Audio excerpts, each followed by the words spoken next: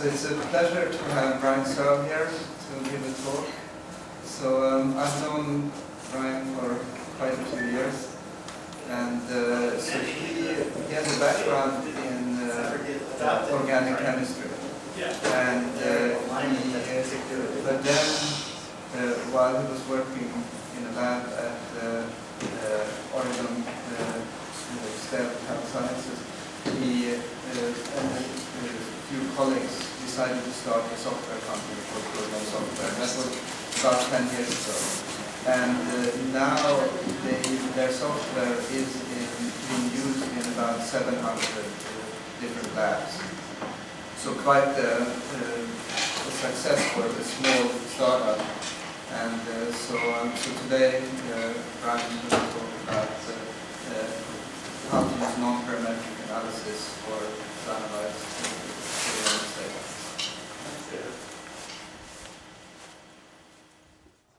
All right. Thanks again. It's really great to be here, and thanks for coming to this. So, so this is a talk on non-parametric analysis, and since this is mostly a bioinformatics group, I'm going to spend maybe less time talking about the proteomics aspects of this and more time talking about tools and statistics, because I think that'll be more applicable to give you kind of things that you can take home potentially to use with your kind of analysis in different related fields. So the first thing I'm going to do is, because I know is just to do basically a little review of mass spectrometry in terms of the informatics component of it. So the standard pipeline for doing proteomics is to take basically a mess of proteins and digest them and separate them on a gradient, and then of some sort of chemical gradient, and then inject them into the mass spectrometer and look at them, scan at them one at a time to see some sort of signature or fingerprint for that peptide. And the bioinformatic component of that is basically to reverse the process, to take this list of spectra that you acquire, search them against a protein database, and then come up with a list of peptides that you think are probably found in that protein, in that set of samples. So these searches, these database searches, derive lists of peptides. And the peptides get scored against the database by doing some sort of a spectral comparison. And then of this list of peptides, the search engines are really good at doing a lot of overfitting. And so they can always come up with an answer. And the question for the bioinformatician is that answer actually right? Because most of the time, a considerable amount of that list of peptides is actually wrong. So the most common but probably most uninspired approach is to sort this list on some kind of a score, a combination of scores, draw a line in the sand and say that everything below that is probably wrong. This works to a degree, but it makes a lot of assumptions. It assumes that a sample which you have drawn a line in the sand and verified it actually resembles other samples that you're interested in that you can't necessarily look at in the same kind of detail.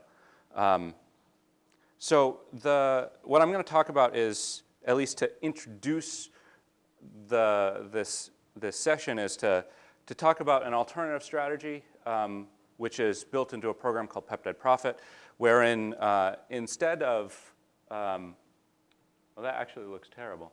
That's awesome.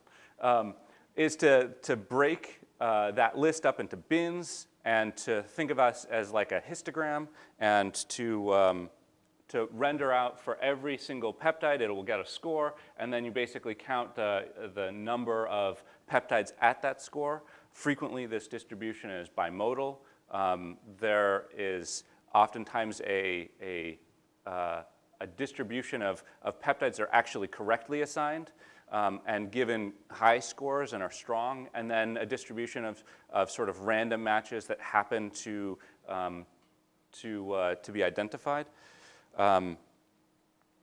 And so while Peptide Prophet is actually, you know, it's over 10 years old at this point, it's still kind of an inspiring algorithm, inspiring approach. What they ended up doing is essentially curve fitting these two distributions with sort of set parameters, and then from this being able to derive a probability for any individual score for any individual peptide to assign whether it's correct or not. And the algorithm that they used is to do this curve fitting, generate a red distribution and a blue distribution, and essentially calculate the probability that the peptide is assigned as the height of the red distribution divided by the height of the red and the blue, to say the likelihood that any peptide in that bin is likely to be correct or not, right? It's just a simple proportion. It's a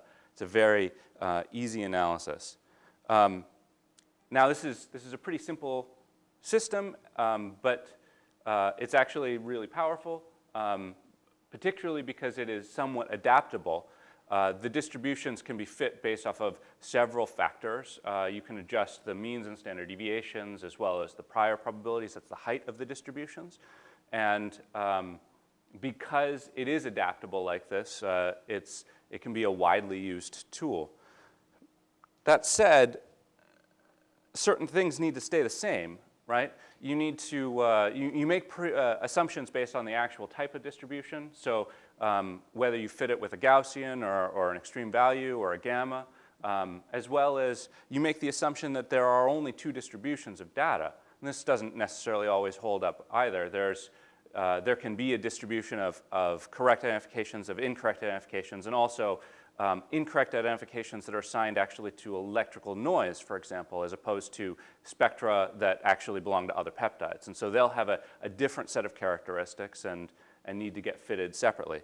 So you can often end up with data sets like this. This is actually from the IPRG 2009 experiment. It's a very sort of straightforward experiment, but in this case, the assumptions built into Peptide Prophet don't really work. And so as you can see, there's like this huge gap in what you expect to find for the, and I should say that the curve fits are the assignments based on Peptide Prophet. The red and the blue bars are the actual data that we've gone back and revalidated based on additional evidence or protein level evidence.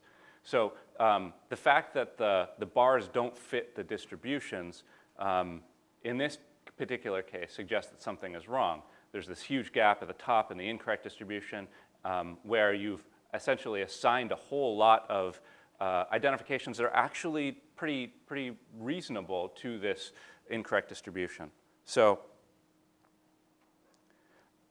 really this talk is less about non-parametric analysis and much more about investigating the assumptions that you make in data analysis in general, but specific to this proteomics data, and then trying to whittle away those assumptions and come to something that is potentially more pure or a more pure assessment of the data. So David wanted me to talk about a wide array of things. And so I've condensed these into two blocks. And the first is to look at peptide analysis and identification of peptides. And specifically, we'll talk about things like FDR assessment and discriminant scoring. And then afterwards, we'll switch gears and talk about more quantitative assessments of protein level data. But as I said earlier, this is less a talk about proteomics and more talk about generating methods that can be useful. And so we'll actually, in going through this, we'll go through several different, for the most part, non-parametric strategies to validate that we are doing assignments correctly, doing assessment correctly. So the first thing we'll talk about is to insert probes into your data to check whether the assumptions you're making are actually valid, and then to maybe correct the assumptions that you've made that are incorrect. So let's go back to that first slide in which we were looking at the spectra assigned to the database. One thing that we do have control over here, we have less control over how the search engines function, but we do have a lot of control over the database itself. And so a simple strategy that is really quite powerful is to insert probes into the data where we know something about what's going on, right? So instead of sort of spiking in proteins into your sample and changing how you acquire your data, this is actually a really simple way of just spiking in fake information and analyzing that the same way and then seeing what happens to that fake information afterwards. So in this case, we take a database of forward proteins. These are normal proteins, and we concatenate that with a decoy database, frequently the reverse sequence of proteins. Decoys are inherently not natural proteins, and so anything that's assigned to a forward protein may or may not be correct, just like in the previous work, but anything that's assigned to a reverse sequence or a decoy sequence is clearly wrong, and we know that fact, right? Also, of the things that are assigned to the decoy database, we know that all of the things that are assigned incorrectly, anything that's an incorrect peptide, it has an equal chance of matching a random peptide in the forward database as well as a random peptide in the reverse database. And we can use that information afterwards. So looking at that poor data set, or the poor fitting that Peptide Prophet made, we can reinterpret that in this light and note that there should be, again, any correct protein will always be assigned to the forward database. That'll be shown in the red. Of the incorrect identifications, they will be assigned to either the blue distribution, that's the forward distribution, or the green distribution, that's decoys. And there should be an equal number of them, and that actually lines up quite accurately in almost every circumstance. So one of the things you can do is, sort of like how we were doing with Peptide Prophet, you can calculate the probability that a peptide is assigned to the reverse database locally based off of the individual bins, right? In this case, the bin score for -20. You can calculate the likelihood that it's in the reverse, and that will be a combination of it'll be the height of or the number of reverse identifications in that bin divided by the forward, where you can't really tease apart what's blue and red there, but you know that it's of certain height plus the number of reverse. So again, you're basically telling what's the fraction of identifications that are assigned to a reverse database for that bin. Using that, you can calculate in a pretty straightforward way, actually, something that's analogous to the probability that was assigned in Peptide Prophet. Basically, since you know that there's an equal likelihood that a peptide would be assigned to the decoy, there's an equal likelihood that the peptide would be assigned to incorrectly to the forward database. And so basically, you can boil this down into the probability that it's correct is 1 minus 2 times the likelihood that it would have hit the decoy database. So this is really powerful. But it's only done on a bin-by-bin basis. This kind of analysis is called instead of a false discovery rate, you're actually assessing a local false discovery rate, right? So you can extend the probability that you would have a data point or a peptide would be correct based on the bin it's in, using some sort of basically a formulation. So you try to fit a formula to that line of dots, the black dots, represent the probability in each bin. And so that line you can calculate using, and we calculate it using a low-pass filter, but you could do it with a Loess calculation or any other sort of spline that you'd like. But that actually becomes the distribution that you have to fit. So instead of having to do this curve fitting that Peptide Prophet does on 2 distributions or a mixture of distributions within the set of data, which is actually a pretty complicated process, you only have to fit a single line because we already know what the shape of the incorrect distribution basically is, right? So from this curve fit, we can actually remove the discreteness of the bin aspect and draw up those distributions as if we had assessed them using with Peptide Prophet, but do it in such a way that that it doesn't assume the shape of the distribution itself, right? And this can be a much more accurate way. If I compare the graph before, the distribution that we have for the local false discovery rate model much more accurately fits the lower range than the Peptide Prophet model. Is that clear? So what this actually does is it makes it so that we can much more accurately assess the probability that a peptide identified in our list is actually correct. And this actually shows, this is the 50% point, the point at which a peptide is just as likely to be wrong as right.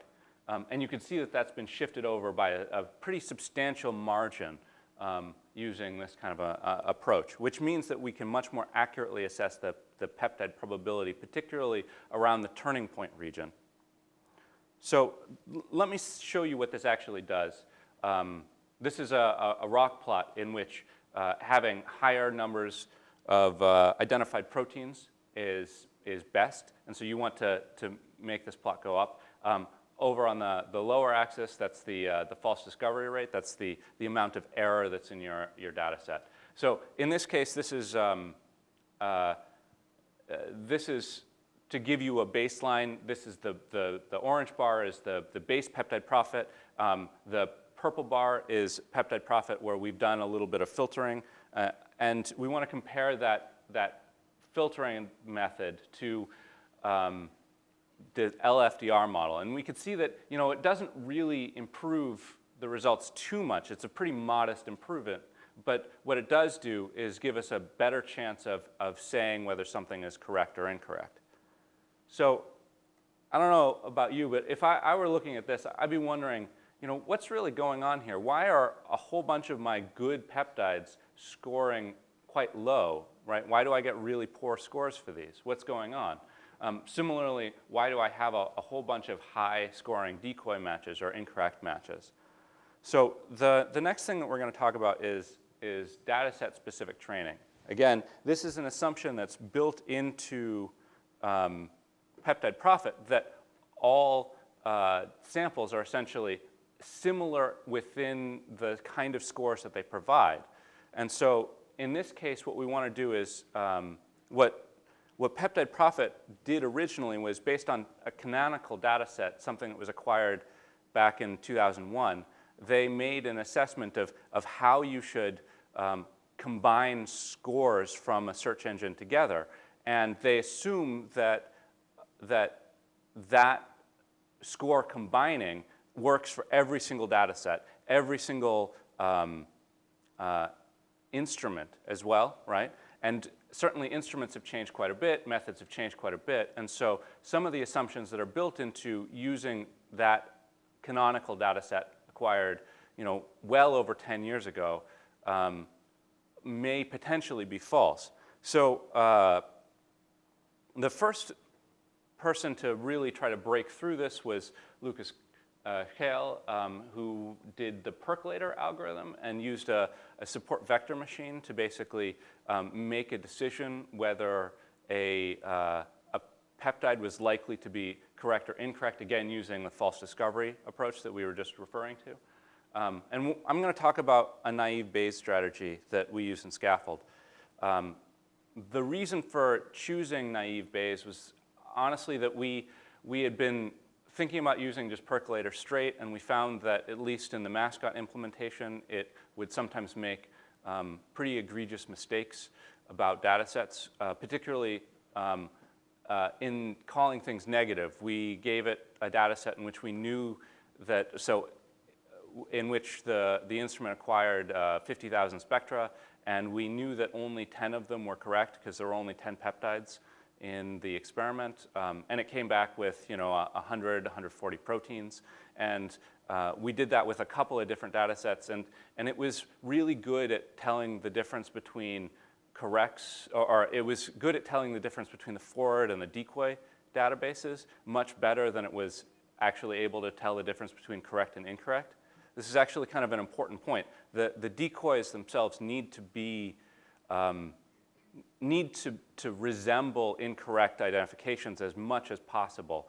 And any kind of like little deviances between the decoys and incorrect identifications that can be made, Percolator was really good at teasing this apart and telling you more, what you wanted to hear rather than the truth. And so one of the reasons for going with naive Bayes was it was really hard to screw it up. Honestly, it's a very simple algorithm, and because it's a simple algorithm, there's not a lot of wiggle room with it. So one of the things that's important with doing discriminant score training is you basically want to discriminate between low-scoring incorrect identifications, or sorry, low-scoring correct identifications and high-scoring incorrect identifications. It's really easy to throw out the stuff that is clearly wrong, right? That's never the problem. There's always going to be a big distribution of stuff that you know is clearly wrong, and you can easily remove that by looking at, maybe there's only one peak assigned ever in the entire spectrum, for example. The problem is it's hard to discriminate those high-scoring decoy identifications where you get several peaks assigned, and they look pretty close to forward identifications, correct identifications, but they aren't. So you choose as big of a data set as possible in which you resemble, basically you want to choose as many forward proteins as possible that you know are definitely correct as a training data set. Do you guys know how machine learning works? Where basically you make a, so the SVM and the naive Bayes and linear discriminant analysis are all kind of machine learning tools, wherein you basically provide the machine with a training data set, and you learn about the data set using that training data set, and then you apply it to the entire data set in a testing phase. Does that make sense? Okay. So you need to choose the training data set very specifically, to be very clear as to that you know that these are absolutely correct, and you know that in the training data set that there are spectra that are absolutely wrong. It's really easy to pick the absolutely wrong ones because they're decoy identifications. They're already flagged for you. But the correct ones are a little bit more tricky. So we'll talk about some of the details of what it means to choose that distribution. But to start, basically we're going to take a whole bunch of forward identifications that are high scoring and compare that to a decoy identifications, again, that are high scoring. And the way in which we do the naive Bayes is basically on a score-by-score basis. We look at the average, the mean, and the standard deviation of that score. So this is of those forward identifications and decoy identifications, just the high-scoring forwards and the high-scoring decoys separated on the ion score and mascot. You can see that they're pretty well separated. There's a little bit of an overlap, but it's pretty easy to tell, in this case, the strong identifications against the decoys. So using naive Bayes, you would do this for every different score that you have in your list. So here we've got the ion score. We have an identity score, which is not necessarily very discriminatory. We also have a delta ion score that is also pretty accurate. One of the things that's nice about this is that it lets you use scores that weren't necessarily considered in the original Peptide Prophet analysis, where originally they had only used the ion score and the identity score to do their calculations. But anyway, the likelihood that any individual peptide match is correct is basically the probability that it would be in the red distribution for each of the individual scores versus the probability that it would be in the incorrect distribution for each of the individual scores. And this is a pretty simple discriminant score. It's a log likelihood. It's a very common way of doing this, and it's basically the log of the probability that it would be in each of the red distributions multiplied together, divided by the probability that it would be in each of the blue distributions that it would be multiplied together. So in this example, with the green dots, maybe based on the ion score, it's kind of a middling identification, and so it would be half and half in each distribution, whereas in the identity score, you know, it's definitely in the red section where you would expect a correct identification to be, so that's probably pretty positive. And again, with the delta ion score, it's, again, definitely in the red section versus the blue section, right? So using the naive Bayes algorithm, we could take this and original data set that we were looking at and separate it out so you can make all of the incorrect identification, or the low-scoring red identifications, push them forward and take all the blue identifications and push them back. And so this is the naive Bayes assessment of that based on the discriminant score. It's quite a bit better separated, right? It's not even, it's not a little bit better, it's a lot better. So if we want to look at this based off of the rock plot, here is the plot that we were just last looking at, and you can see that in all regards, using a data set by data set training system is much better than using data or an algorithm that was essentially trained on that canonical data set for Peptide Prophet back in 2001, right? So as I was alluding to, it's kind of difficult to tell what data to use in your training data set. And so the question is it possible to operate, to optimize this? One of the nice things about naive Bayes is since all you're doing is taking the average and standard deviation of the individual score components, it's extremely easy to build this learning classifier because all you have to do is average some data and then take the standard deviation. So you can do this a whole bunch of times.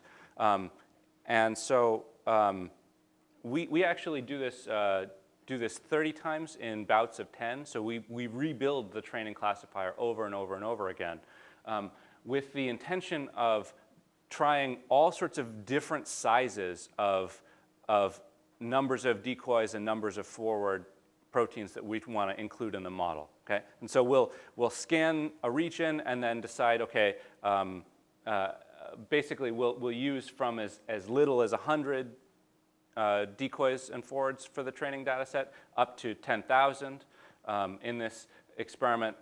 So it's basically as small as 0.1% to 25% of the data.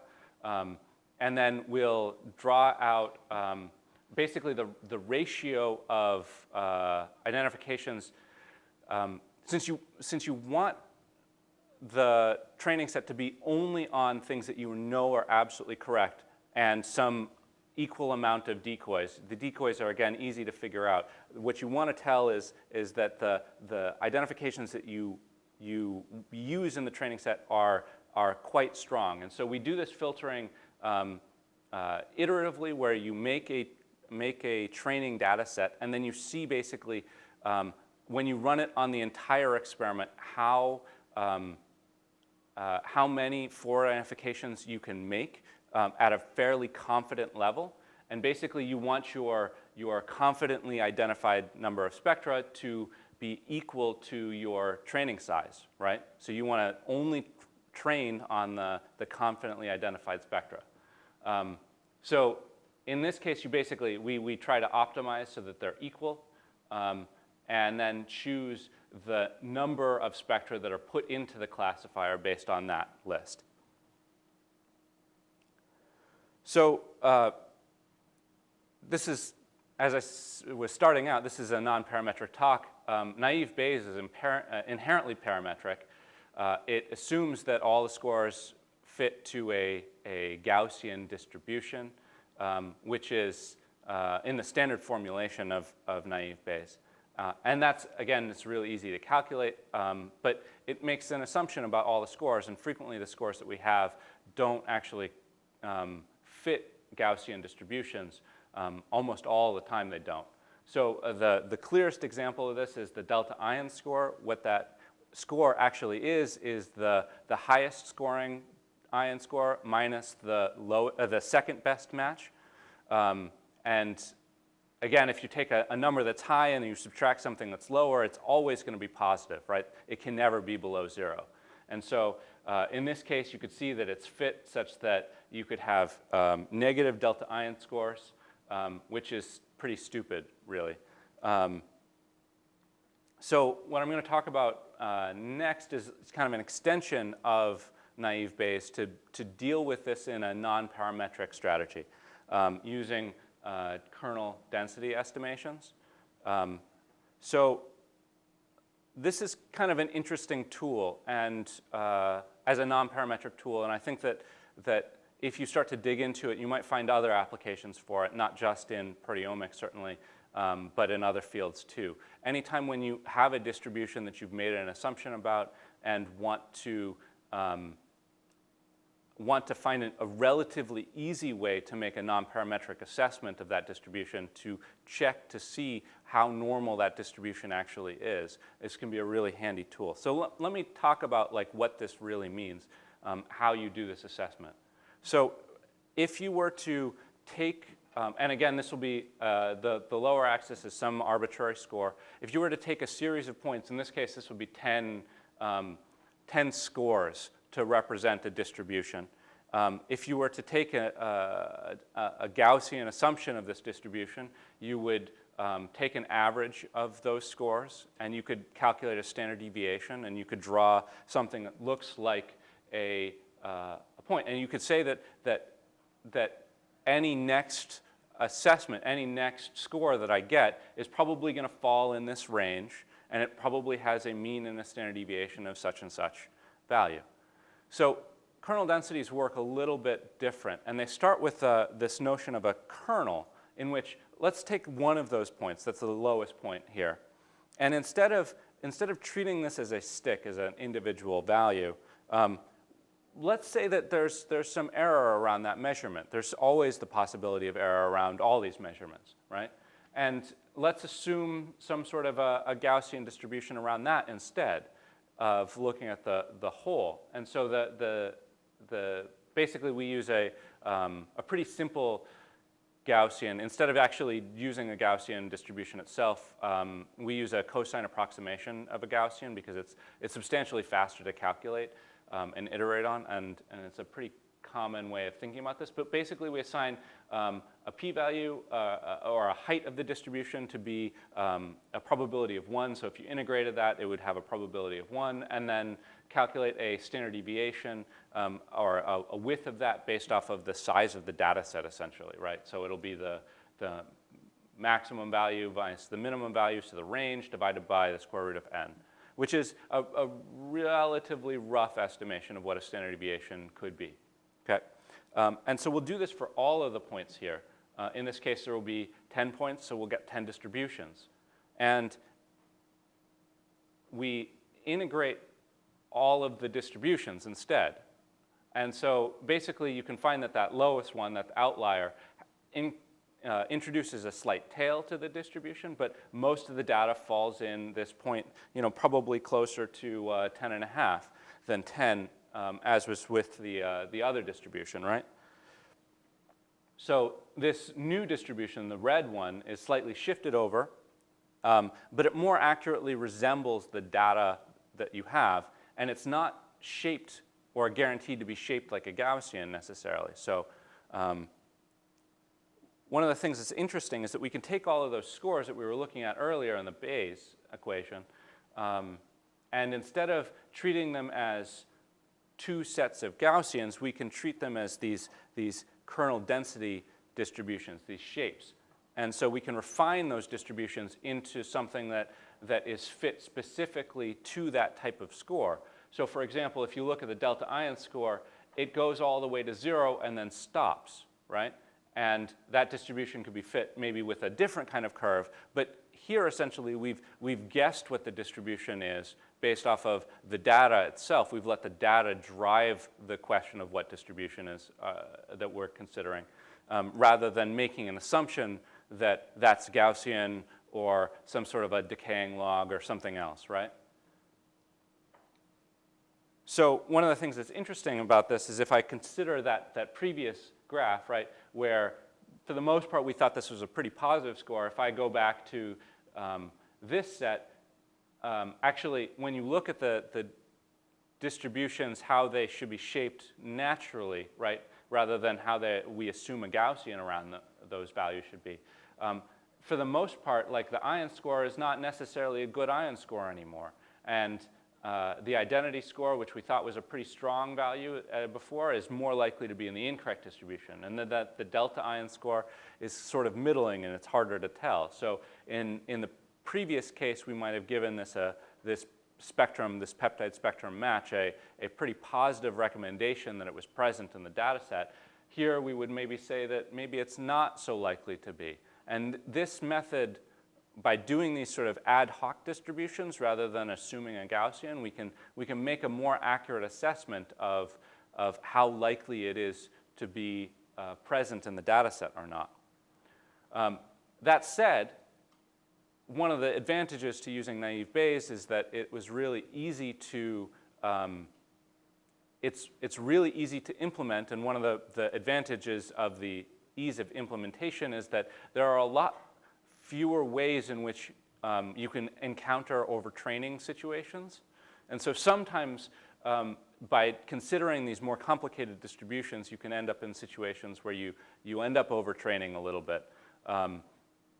Oftentimes it's good to take both approaches, both the parametric and the non-parametric approach. In this particular data set, the parametric method, the Gaussian method, really does win overall when you look at the entire data set, which is actually kind of interesting and gives you an inclination that maybe you should try both the parametric strategies and the non-parametric strategies simultaneously and decide which one is better using an alternative approach. Again, like using the percentages of decoys that are identified above a certain level, as you would do with a false discovery assessment. So one of the last things that I want to talk about, yeah? When you're describing sort of comparing different algorithms, can you elaborate a little bit on what the design of that comparison looks like? So, what's the typical sample sizes? What are the typical, numbers of positives?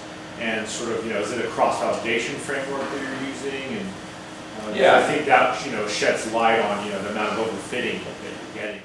Sure. So in this particular assessment, you might take a data set that contains, say, 50,000 spectra, roughly, and then compare that against a database that considers 50,000 proteins. Each protein might contain maybe 100 different peptides that would be worth considering.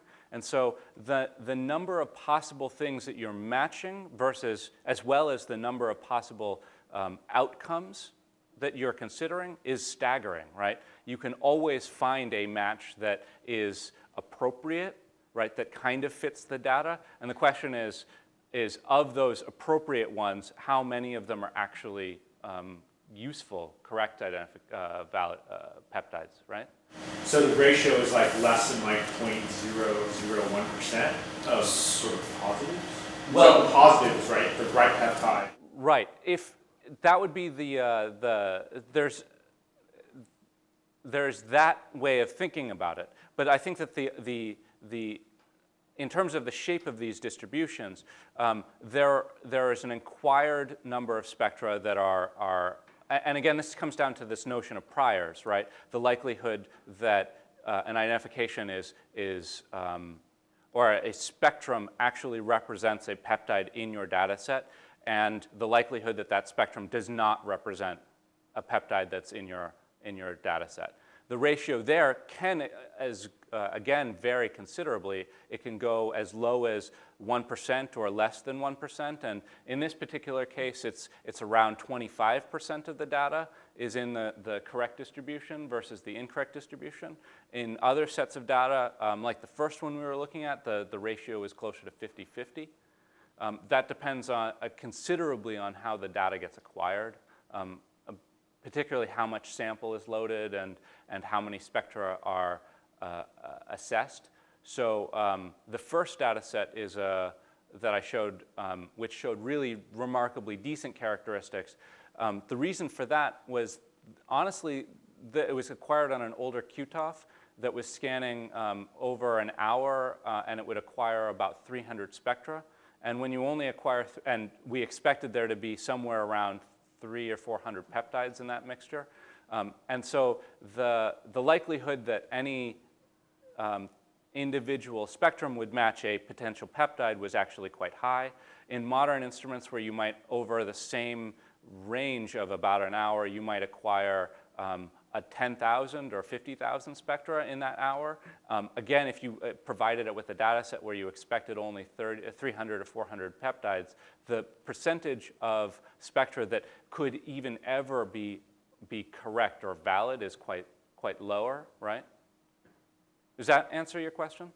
Yeah, I mean, it's not surprising, to me that naive the vanilla naive Bayes would perform as it does, because essentially, the kernel density estimation methods are essentially overfitting, whatever your data is. So then at that point, it's the design of the experiments themselves, that give you, and it has a lot to say. Yes. Whether the overfitting is actually happening. Yes.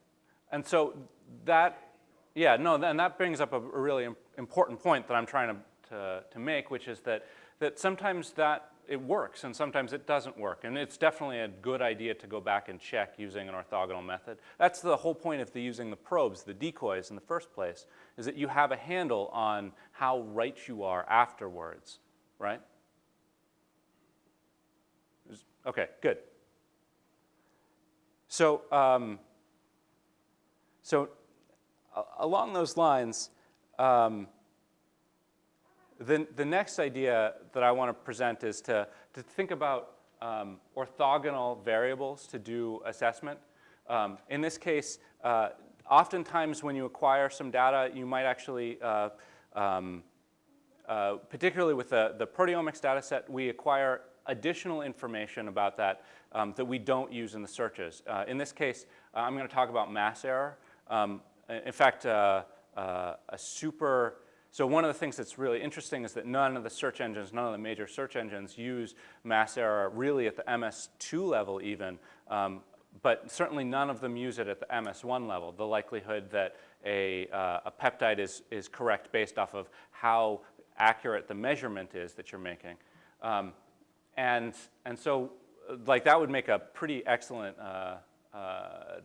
study for someone to do, to write a search engine that looked at the mass error of each MS2 measurement and assessed the likelihood that it was present or that it resembled the peptide you were probing with based off of that. But because no one else is using it, we might as well use it ourselves. So, one of the things that you could do with this is to extend the previous model, by using this orthogonal value, assuming that, so instead of calculating the probability that you have made an identification based off of a score, you calculate the probability that you've made that identification based off of the score as well as this auxiliary information. In this case, the mass error in ppm. And so that red term is really the likelihood that that the fragmentation predicts that the assignment is correct, and that if that were made, also that the correct identification would also fall into the right range for the mass error, for the ppm range. So this is kind of a complicated way of thinking about it, but you could basically assess that likelihood, the likelihood that the mass range would be correct, using the probabilities that you were deriving in the first place from the probability model. This is a kind of a complicated point, and I'd be happy to talk about it afterwards. But one of the things that falls out of this assessment is that you can calculate the likelihood that it would be in the red or the blue distribution, again, based off of how close you are to the mass that you're targeting. In this set, you can basically say that there's a plus or minus 20 ppm range of accuracy around this measurement. And that what's interesting is that the measurement is actually slightly shifted off 0. If you were to assume a distribution around, like a Gaussian distribution around 0, you might run into problems with this sort of thing. This is actually one of the problems that we encounter frequently, is that people assume that their instruments are more accurate than they really are. Oftentimes, tuning adjustments, tuning problems shift they keep, you still end up with a really accurate instrument, but it ends up being targeting the wrong thing. And so you end up with a distribution. In this case, it's quite close. It's maybe plus 5 ppm in deviation. But in other cases, we've seen extremely deviant results. So it can be quite interesting.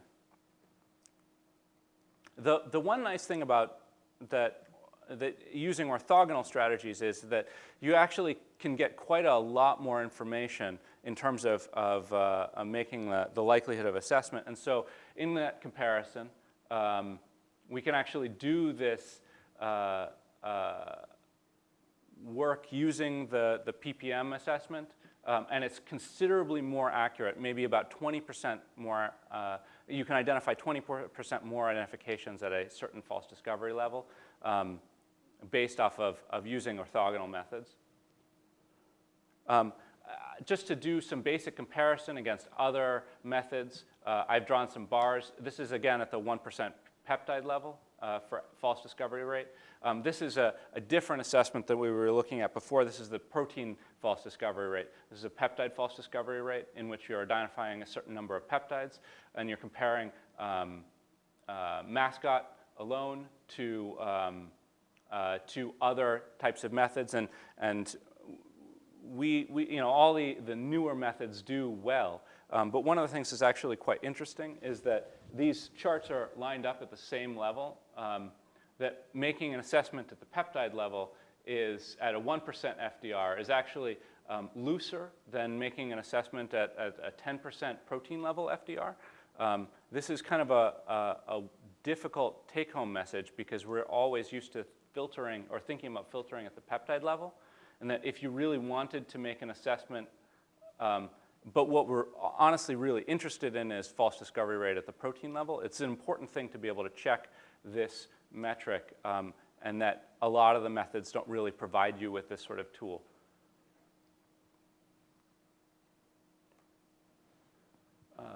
Is it okay if I go a little bit long? Okay. Yeah. That's a good question. So how do you go from peptide level false discovery rate to protein false discovery rate? Okay. In that case, it's not like a simple mathematical calculation, right? But you can check afterwards, if you've got a long list of identified proteins from your search engine, not just identified peptides, but identified proteins, you can manually go back and look at the percentage of decoy protein assessments were made. Oftentimes, because an individual protein might be, that is actually in your sample, might get many different peptides assigned to it, right? The same cannot be said for the incorrect identifications. An incorrect identification is likely to match any of the different proteins in the entire database. So if you've got a database of 100,000 proteins, the likelihood that it would match, that 2 would match to the same place is actually pretty rare. What this means is that while your number of identified, like, valid correct proteins actually doesn't increase very much, as you start adding more incorrect identifications in, that can scale quite a bit more, right? And so that's why the difference between the peptide level validation is when you make a tight peptide level validation, your protein level validation actually is quite a bit wider than you think it is. Does that make sense? Yeah. Okay, just quickly, I'm going to talk about extending these ideas into quantitation. So we've talked almost entirely about identification, and here we're going to talk about some basic ways that you can think about this in terms of the quantitative data, basically applying some of the ideas that we've learned before. I just want to quickly go over a simple quantitative experiment. This is an experiment done with iTrack in which you have 4 samples that you might be interested in comparing against each other. These 4 samples get tagged with an iTrack reporter tag, and that tag falls off, and you can measure how much of it falls off. And you get essentially an intensity for that after acquiring the data in the mass spectrometer. You'll get 4 different reporter ion signatures for every single peptide. And so in this case, you can compare sample 1 that might give you an iTrack peak of 114 versus sample 2 that gives you an iTrack peak of 115, and you can see that the ratio between the 114 is quite a bit larger than the 115, and you could say that there's a lot more of 114 or a lot more of this protein in the 114 sample than in the 115 sample. All right? So oftentimes we're interested in looking not just at 4 samples, as you would in that previous experiment, but at more than that. So in this case, we would be interested in looking at like 8 samples potentially, or extending that. And then things get a little bit hairier, and it's much harder to just calculate the ratios of samples, because many things can change between these different samples. Things like the acquisition intensity may cause different levels to where you can have like saturation effects that might cause one sample to be subdued or one acquisition to be subdued. You can have pipetting errors that might cause one channel to be different from another channel. And so the most common strategy that's used to deal with this case in any kind of intelligent manner is to use ANOVA to do normalization between these samples. This is described by an Oberg paper in 2008. Again, in the notion of trying to remove assumptions that you make, ANOVA makes several assumptions. One of them is that the data that you're acquiring, the intensity data, is relatively Gaussian, and that none of the data is missing in any of the individual channels. One example of that is here. This is actually a fairly clean data set in which you have intensities that are acquired, and while it's not necessarily normal, it is highly symmetric. There is also no data missing at the lower end, and this is actually a pretty good candidate for making an ANOVA-like assessment.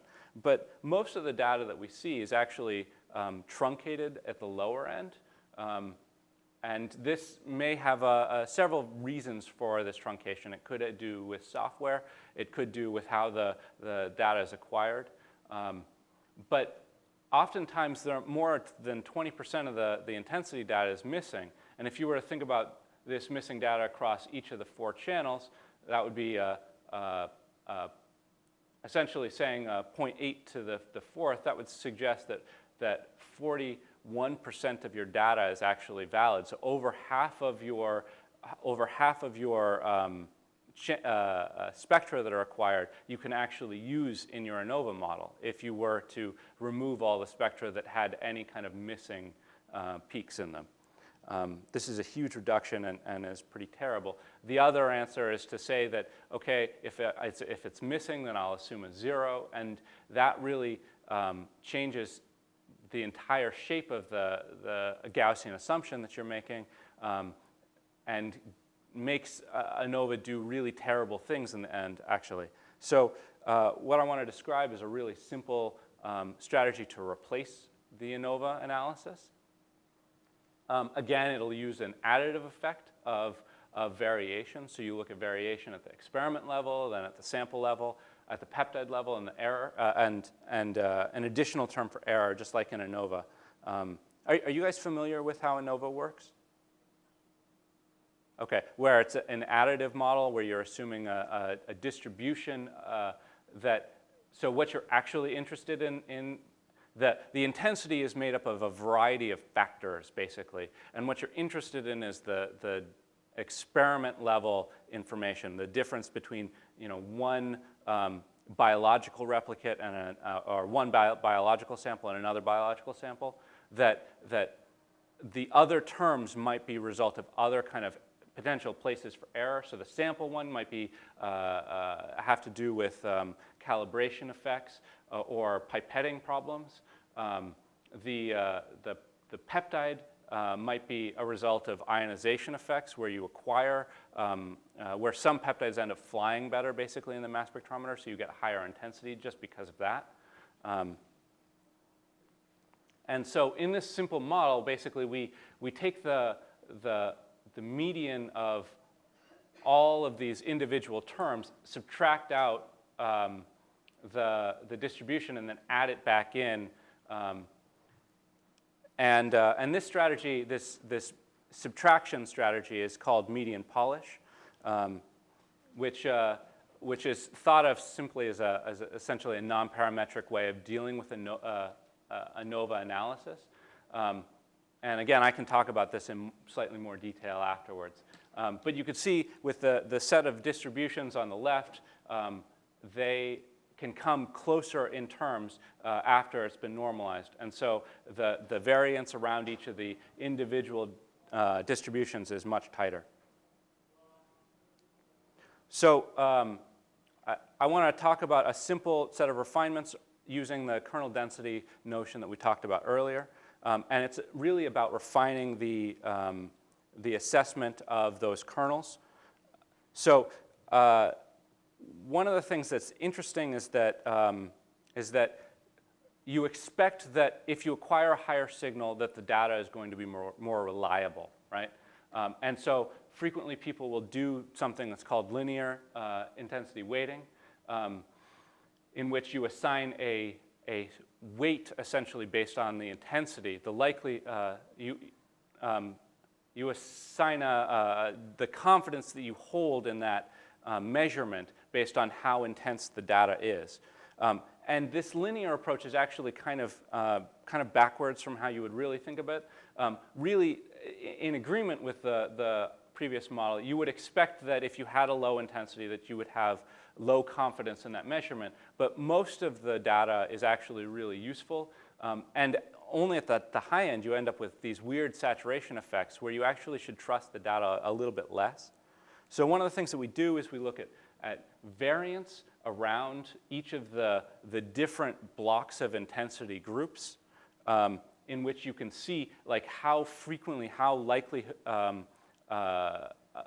a measurement in any individual intensity bin is likely to agree with the sum total. There's a little bit of math surrounding this, but I'm happy to talk about that afterwards. One of the things that falls out of this is actually, if you look at the variance based on a data-driven way rather than assuming that linear model where you actually are just drawing a straight line, is that it actually holds to what you expect, that low intensity data gets a low weight. Again, most of the data gets a pretty reasonable weight. And in certain data sets, you can actually see this interesting saturation effect that falls out. Something that we weren't actually necessarily expecting, but resembled what we were hoping for quite a bit. Again, not all data sets show this, and it's important that the data gets trained on a data set by data set manner so that some of it gets a very high weight at that high end if there are no saturation effects in the experiment. So in our linear model, we actually do this. We iterate on this as well as taking the additive effects that we were talking about before. We can do the same kind of experiment doing the standard deviation.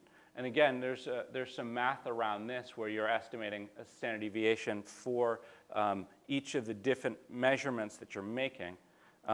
And as you would hope in most experiments, the standard deviation decreases as intensity decreases. But it changes very much from data set to data set. So here's a second data set that shows very little change. So the standard deviation between individual measurements, it actually stays pretty constant no matter what intensity you acquire it at. So this is calculated separately. But what I really wanted to talk about actually is how knowing something about the intensity that you subscribe to it, the likelihood that you believe that point, as well as the width around that point, the likelihood that it is measuring that individual measurement actually is making. So remember how we were talking about these kernels where we had these individual distributions where they were fixed, and comparing them against the normal, we were able to show that there was a shift and that there is a deviation in the lower end that the normal distribution, the Gaussian distribution, took into consideration that it really shouldn't have been. We can actually improve on this by, because we have a better estimate for what we had originally used as the prior probability. And we also have a standard deviation. So instead of using those normal distributions there, we can actually use more refined distributions, right, where we actually have a better estimate of the intensity. So taller peaks are going to be more intense peaks that we believe more strongly in, whereas the shorter, broader peaks are going to be ones that we have less confidence in. So one of the things that's actually interesting in that this plays out is that if you integrate these distributions, you get a much tighter assessment of the actual measurement that you're acquiring, much tighter than you were looking at with the original kernels. And something that's kind of interesting is that there's this significant deviation in this particular example over on the lower side. That lower point is actually really important to consider, whereas there is some uninteresting, insignificant deviation on the right side that you can pretty much ignore in this data set. So that lower deviation might be the result of many, some sort of weird measurement, but that weird measurement is really in your data. It's actually a really important factor to consider, while some of the other stuff might not be as important to consider. So the nice thing about these kernels is that it's pretty easy on the log scale to compare them. You can say, what's the likelihood that something would be in the blue distribution versus the yellow distribution, and essentially take a resampling of the means of those distributions and compare those in the log 2 space, where if you were to look at these two distributions of one sample versus another sample, a shift of 1 on this log scale would imply a twofold increase in terms of the amount of protein that is in one sample versus the other. So I just want to talk about inclusion, those tools that we discussed. The first one of, it's always a good idea to insert something into your data that you actually know something about. Whether you do that at the sampling level, where you insert peptides that you know are present in your data, or you do that in the informatic way, where you insert decoys into your analysis, where you can assess your confidence in how you're doing your analysis based off of an auxiliary method, something that is totally different that the search engine doesn't consider, for example, that you can do much more with your data afterwards. This notion of being able to train on a data set by data set basis rather than making assumptions about how factors combine together is additionally important. We talked about that with the naive Bayes part of this. The kernel density is a useful measurement in terms of the assessing the more accurate way of thinking about Bayes, but also in terms of all sorts of other ways of describing distributions that are not necessarily normal, or that you shouldn't necessarily assume are normal. And then using orthogonal values actually can be a pretty powerful technique to improving your assessment of or the number of assignments that you can make for your list of proteins. With the quantitation, we talked about the median polish as an alternative method for ANOVA. And then this notion about refining the kernels, like we dealt with in the first part, where if you can say something more about the underlying measurements, it can be a really powerful technique at refining how confident you are in an aggregate distribution. So that's all I have to talk about. Thanks for being here.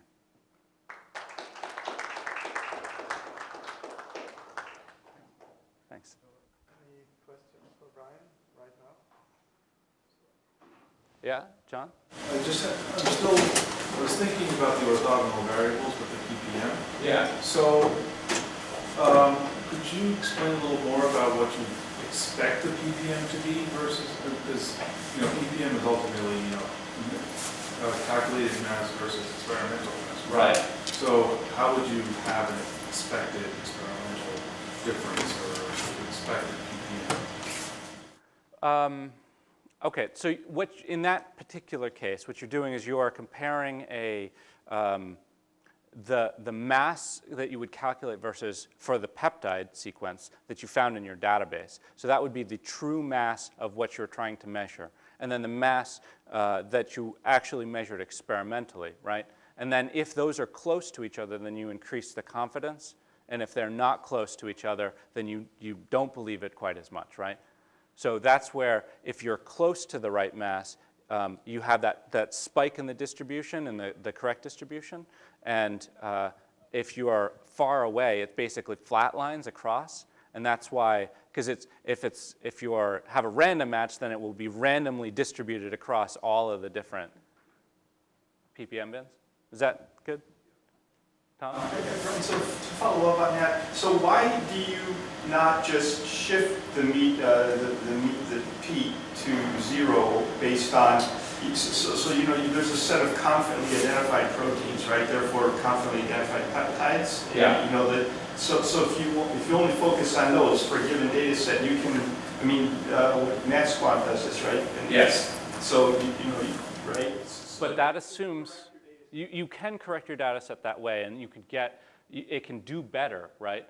But that said, you're making an assumption that it centers around a certain point. What if there's drift in your experiment? What if while you're acquiring data, the instrument goes out of calibration, right? And then the shape of that distribution is not normal.